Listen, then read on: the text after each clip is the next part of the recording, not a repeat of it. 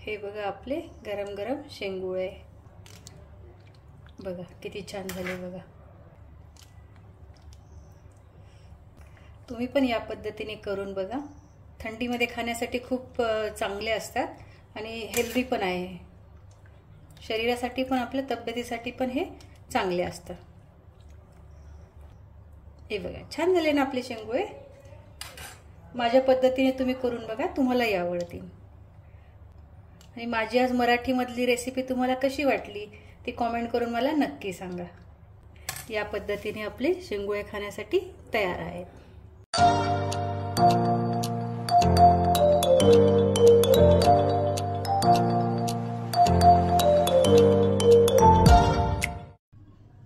Hi hello नमस्ते, मैं संजीशा कदम मेरे YouTube channel पर आपका हार्दिक स्वागत करती हूँ।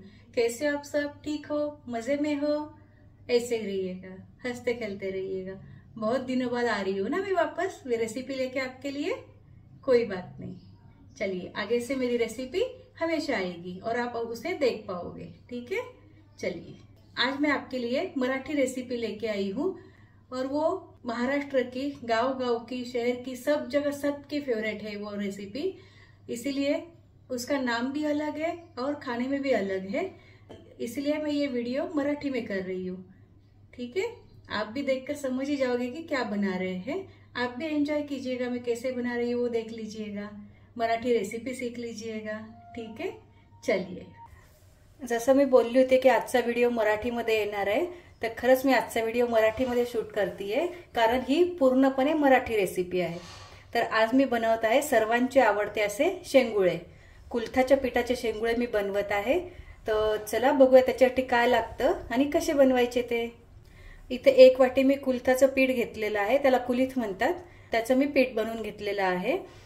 लसूण घेतलेला आहे खूप सारा, शेंगदाण्याचा कूट घेतलेला आहे, जिरे घेतले आहे, स्वादानुसार मीठ घेतलं आहे, कोथिंबीर खूप सारी घेतली आहे आणि मिरच्या पण आपल्या आवडीनुसार घ्यायच्या, कमी जास्त तुम्ही करू शकता, पण मी थोडंसं तिखट बनवतीये।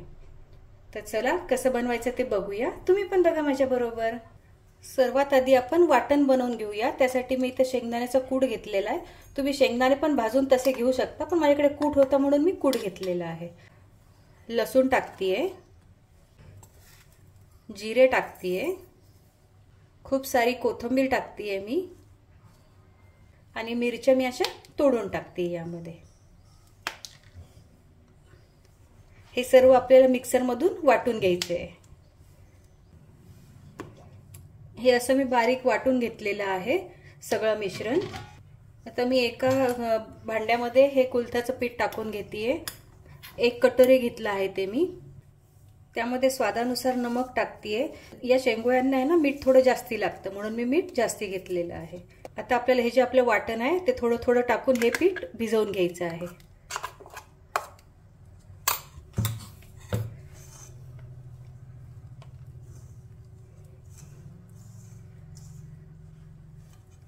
थंडीमध्ये हे शेंगुळे खाल्ले जातात, खूपच टेस्टी लागतात। तुम्ही हे शेंगुळे जास्ती बनवून दुसऱ्या दिवशी परतून खाल्लेत ना, तेल टाकून थोडं परतायचं, असे खाल्लेत ना तर अजून जास्ती टेस्टी लागतात ते। मी हे पीठ भिजवून घेते आणि मग तुम्हाला दाखवते आपलं पीठ कसं भिजलं ते, ठीक आहे। थोडं थोडं पाणी टाकून याचा घट्ट असा गोळा आपण भिजवून घेणार आहोत। या पद्धतीने आपलं पीठ भिजवून झालेलं आहे। आता थोडं तेल टाकून मी परत एकदा त्याला चांगलं मळून घेते।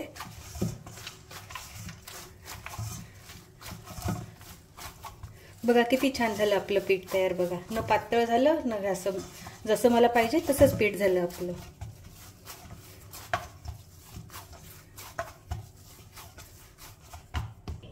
चला तर आपण शेंगुळे वळून घेऊया। मी एका प्लेटमध्ये असं थोडंसं पीठ, कुलथाचंच पीठ आहे हे, एका प्लेटमध्ये असं थोडंसं पसरवून घेते, त्याच्यावर आपण शेंगुळे वळून वळून ठेवणार आहोत। हे मी साईडला ठेवते। आता असा एकदम छोटासा गोळा घ्यायचा आपल्याला, त्याचे असे शेंगुळे वळून घ्यायचे आहेत आपल्याला, जास्ती जाड नाही ठेवायचे आपल्याला।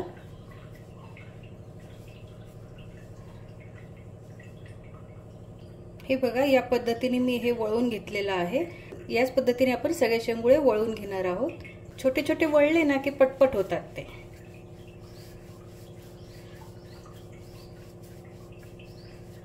हे बघा, या पद्धतीने आपल्याला वळून घ्यायचे आहेत. ते जास्ती जाड नाही ठेवायचे, नाही तर ते आतमध्ये मग शिजत नाही. असे पातळच लाटायचे, ते जरा असे बारीकच वळायचे ते.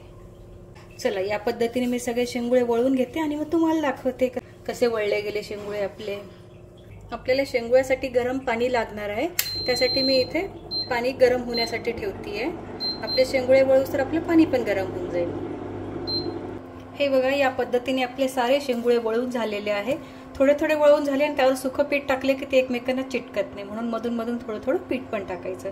चला, आपण यांना आता शिजायला टाकून देऊया. किती एकसारखे झाले बघा आपले शेंगुळे. बघा, एकसारखे वळले गेले ना सगळे. चला, मग आता यांना आपण शिजायला टाकून देऊया. आपले शेंगुळे शिजवण्यासाठी मी इथे एका कढाईमध्ये 3 चम्मच तेल घेतलेलं आहे. त्यामध्ये मी जिरे टाकतेय. जिऱ्याची फोडणी करणार आहोत आपण ह्याला. आणि आपले जिरे छान फुललेले आहेत बघा तुम्ही. आता मी यामध्ये गरम पाणी टाकते.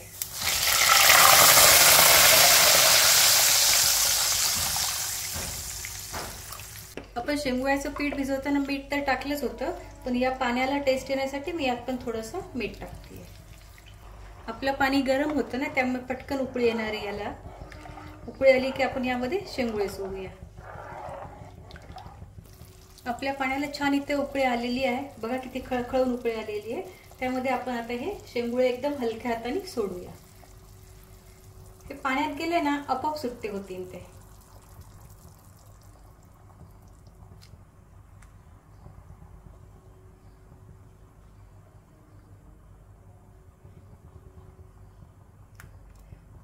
शेंगुळे शिजायला आपल्याला पाणी जास्ती लागणार आहे. जसं पाणी लागेल ना, तसं आपण पाणी घालणार आहोत त्यामध्ये. आता एकदम हलक्या हाताने एकदा आपण त्यांना हलवून देऊया. हे बघा कसे सुट्टे झाले बघा ते. आणि आता त्यांना आपण शिजू देऊया. हे जे वाटलेल्याचं पाणी होतं ना, ते पण मी आता या शेंगुळ्यामध्ये टाकून देतेय. हे शेंगुळे आता आपण छान शिजवून घेणार आहेत. ते कच्चे नको राहायला. त्यांना एकदम हलक्या हाताने हलवायचं. हे बघा, आपले शेंगुळे किती छान शिजत आहे बघा. सुट्टे सुट्टे झाले ना, ते शिजले की आपोआप वरती येतील. याचे हे जे पाणी आहे ना, ते खूपच टेस्टी लागतं. आणि हे शेंगुळे कसे हेल्दी असतात खायला. याच्यामध्ये पाणी जास्ती ठेवायचं, मग छान लागतं. हे बघा, आपले शेंगुळे किती छान शिजले गेले. हे बघा, शिजून त्यांची साईज पण थोडी मोठी झाली बघा. तरी सुद्धा कुठे कच्चे नको राहायला ते, म्हणून त्याच्यावर मी 10 मिनिटं झाकण ठेवतेय आणि गॅस कमी करतेय. चला, आपले शेंगुळे कमी गॅसवर शिजून झालेले आहे. तर बघूया आता आपण. हे बघा किती छान झाले. हे बघा, परफेक्ट बनले एकदम. मला असंच त्याचं ग्रेव्ही पाहिजे होती, अशीच बनली. ही ग्रेव्ही आहे ना, पिण्यासाठी खूप छान लागते, टेस्टी लागते. हे बघा, आता आपण याची प्लेटिंग करूया. हे बघा, आपले गरम गरम शेंगुळे बघा किती छान झाले बघा. तुम्ही पण या पद्धतीने करून बघा. थंडीमध्ये खाण्यासाठी खूप चांगले असतात आणि हेल्दी पण आहे. शरीरासाठी पण, आपल्या तब्येतीसाठी पण हे चांगले असतं. हे बघा, छान झाले ना आपले शेंगुळे. माझ्या पद्धतीने तुम्ही करून बघा, तुम्हालाही आवडतील. आणि माझी आज मराठीमधली रेसिपी तुम्हाला कशी वाटली ती कॉमेंट करून मला नक्की सांगा. हे बघा, या पद्धतीने आपले शेंगुळे खाण्यासाठी तयार आहेत. तुम्ही व्हिडिओ बघा, व्हिडिओला लाईक करा, शेअर करा, सबस्क्राईब करा. लवकरच भेटूया आपण नवीन व्हिडिओमध्ये. तोपर्यंत सर्वांनी काळजी घ्या. Okay, bye.